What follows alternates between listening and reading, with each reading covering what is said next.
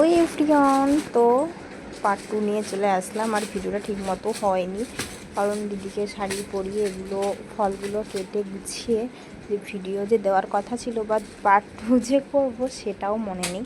তো যেটুকু করেছিলাম সেইভাবে শেয়ার করছি।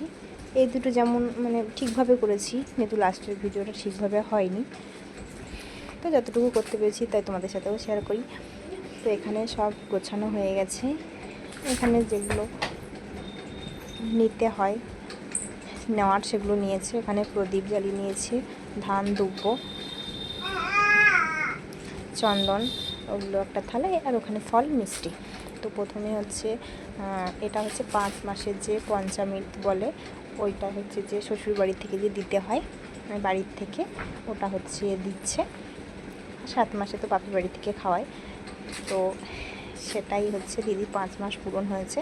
তো এটা 5 মাসের পঞ্চামৃত, মানে 5 মাসের স্বাদ যেটাকে বলে আর কি। তো এখানে হচ্ছে মা তো গেছিলো রায়াপাড়ার মন্দিরে পুজো দিতে, সেখান থেকে যে প্রসাদটা নিয়ে আসে সেটাই আগে খাওয়াতে হয়। তো সেটাই দেওয়ার পর তারপরে দিদি ওই ফল মিষ্টি টিষ্টি খাবে।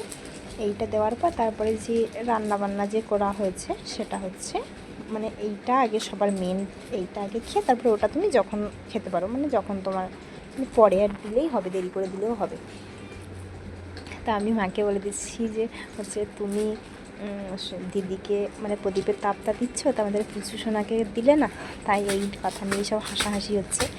তো ওই যে ঠাকুরের যে প্রসাদটা ওখান থেকে আনা হয়েছে সেটাই আগে খাইয়ে দিলে তারপরে সব মানে বাদ বাকি যেটা আছে ওগুলো খেতে পারবে। তো আমাদের এখানে যে নিয়মটা,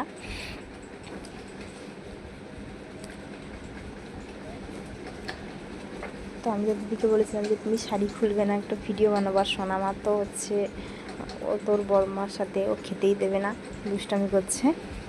ওই ভিডিওটা ঠিকভাবে এটা হয়নি। তো সাজানোটা কেমন হয়েছে কমেন্টে জানিও।